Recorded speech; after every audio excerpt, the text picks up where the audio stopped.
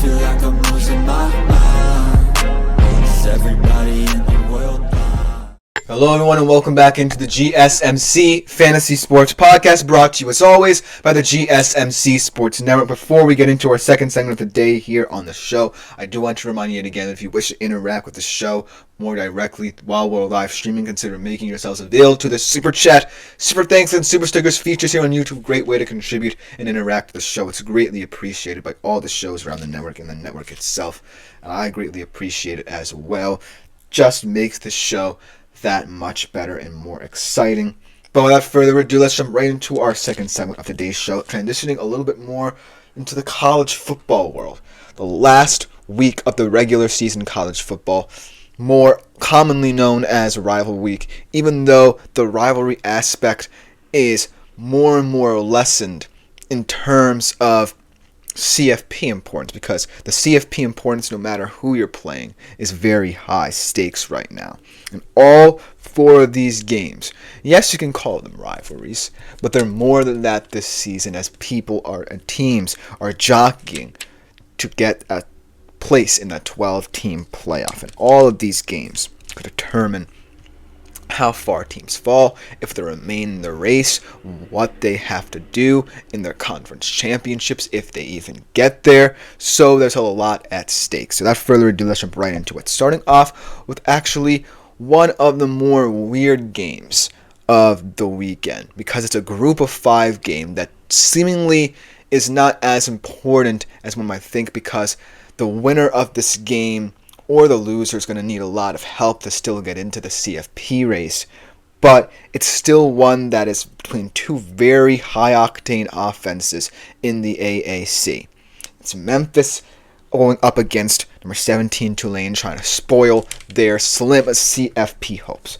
Now, the thing about Tulane is that they have a chance, and they have actually looked like, down the stretch, the best team in the group of 5. They're playing the most clean football right now, but they have a Boise State-sized problem impeding their path, because Boise State, as long as they win out, are the most likely group of 5 recipient of a CFP spot, and maybe even a first-round bye, considering the chaos of the Big 12, which we'll get into.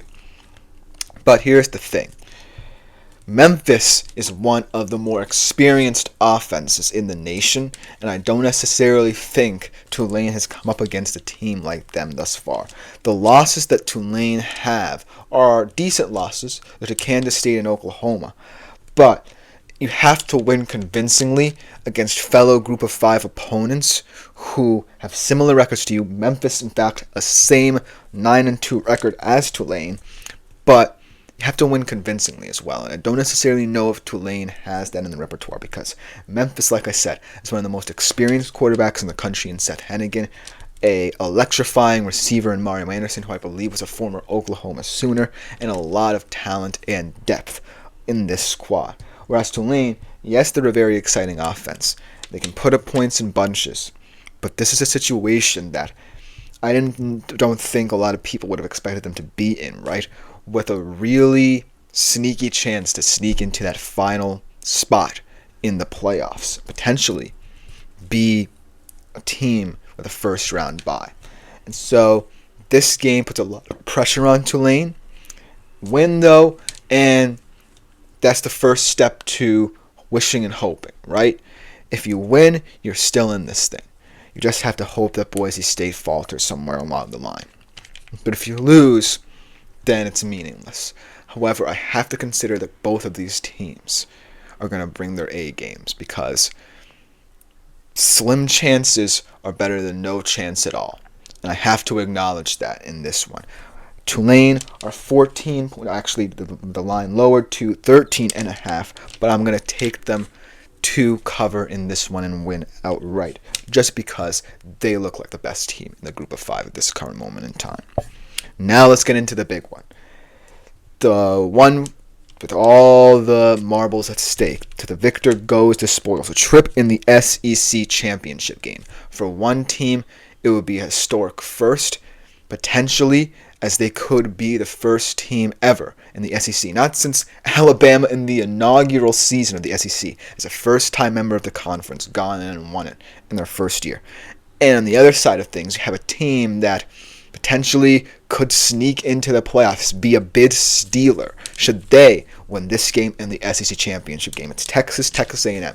And funnily enough, in a week called Rivalry Week, this rivalry hasn't been played since 2011. Not since both were in the Southwest Conference with this rivalry played, and we all know how that ended. A little-known kicker named Justin Tucker, don't know if you've heard about him at all even, won the game at Kyle Field with his last-second kick. But now, history is at stake here yet again, because I feel like, if Texas loses this game, as much as I'd like to say they're in, their resume and the eye test is not in their favor thus far. Their best win is probably against now 6-5 Oklahoma, just because of that win against Alabama. Might be against Vanderbilt, but not necessarily the best of SEC wins. But it's not necessarily their fault that in their first season, the SEC kind of rolled out the red carpet for them. They played and won against whoever in front of them. They have one of the quote-unquote better losses in the country to Georgia. But it's still a schedule that gives me pause, right? And on the Texas A&M side of things, they haven't necessarily looked very convincing. They got blown out by South Carolina on the road and had a puzzling loss to Auburn last week. But they're still a team that's capable of knocking off a team like Texas on a bad day for them. And so the keys to the game are very simple for both sides. If you're Texas, you're taking advantage of the one weakness in the Texas A&M defense you can exploit, and that's the corners. But it's about how many deep shots you're comfortable with Quinn Ewers making, because Quinn Ewers might be hobbled in this game, and I'm not necessarily certain that Sark will want him throwing the football downfield as often. I think you can win the horizontal route by stretching them along the line, getting the receivers out in space like Bond, like Bolden, and using their speed to win. But I think taking deep shots is the quickest way to put up points and the quickest way to force Texas A&M out of their comfort zone and try and play catch up with you. And if you're Texas A&M, you win through your defense. Your front is one of the best ones in the SEC. You have to hope you win up front, because Texas's offensive line, yes, they've had their moments of ineffectiveness, but for the most part, they remain one of the best offensive line units in the nation. It's going to be tough, but I think that's the best way to win this game, because if you pressure Quinn Ewers, chances are you can force a couple turnovers. Chances are you can win the field position battle, most importantly, and allow Marcel Reed and his legs to make big plays on the offensive side of the football, even though you're going up against a very good defensive unit. So it's all about Texas doing what you do best, exploiting cornerbacks, no matter which way you throw the football, vertically or horizontally.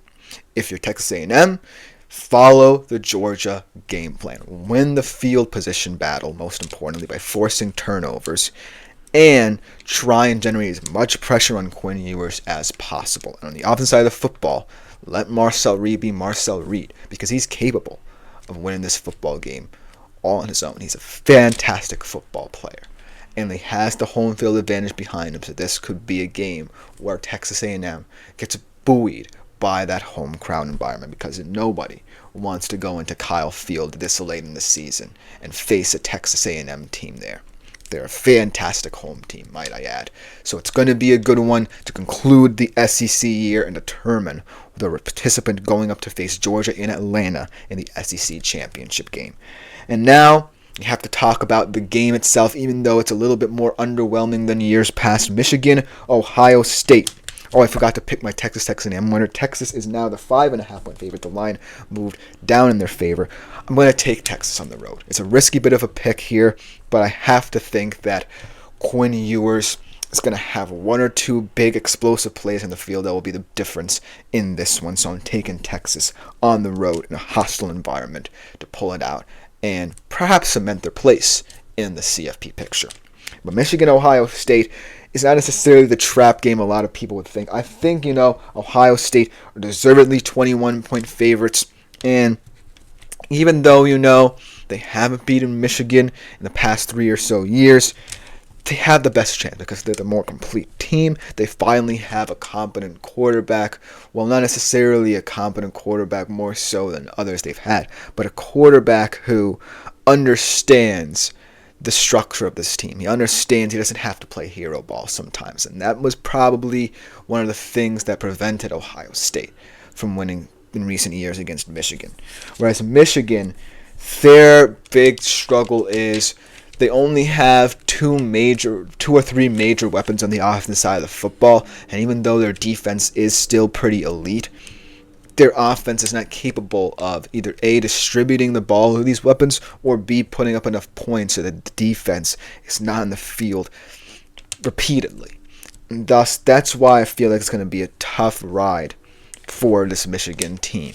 I feel like Ohio State can punish you in so many different ways, even if you're an elite defense, through either the ground game or through the air. So it's going to be tough sledding. That being said, there could be a way where Michigan keeps this closer. It could be a rock fight in certain sense, and it might just happen that Ohio State's going to pull away late and make this game not look as close as it could be. But I feel like Ohio State is just the team that is now so well equipped to beat Michigan that it would be silly for me not to pick them now. And I know it's a large spread, and I know that I said I'm a little bit apprehensive to pick them in this situation, but I think they'll do just enough. So I'm going to take Ohio State with the points here to win this game and cover this lofty spread. And the last game that I want to talk about here really briefly, how about Arizona State, Arizona? Now, one would think that Arizona would be the playoff hopeful playing for their playoff lives, but it's Arizona State who has the upper hand here. If they win, they are a conference championship participant in the Big 12. Look at Arizona State, man. Who would have thought it? They're 9.5. They're 9-point favorites now. Although I think I saw the line did move. Let me check. Yes, to 8.5. So Vegas still kind of respecting Arizona here, and they are a good team. They have the best receiver in the nation in Ted McMillan. But right now, Arizona State just has all the momentum in the world. You have one of the best running backs in the nation, Cam Scatabo. Sam Levitt's been playing incredible ball, and Kenny Dillingham has been coaching this team fantastically throughout the season. So I feel like ASU is playing with house money. It could get hectic and chaotic in the Big 12, but they control their own destiny. And all you have to do is beat your in-state rival, and you're in. It sounds a little bit more difficult when I put it that way, but I think ASU has just been playing the better football. I think Arizona has just been too volatile. They've let noise overwhelm them throughout the season, and before the season even, and it kind of caught up to them. And ASU was just playing freely because nobody had expectations for them in the first place. So look for ASU to win this game. Maybe not cover the spread, but to win this contest. I'm taking Arizona to cover, but not to win. Let me know what you think about these games in the comments below. But coming up next, we transition back into the NFL, where I make my picks on some of the biggest games of the weekend outside of Thanksgiving and otherwise. I'll be right back after this short break.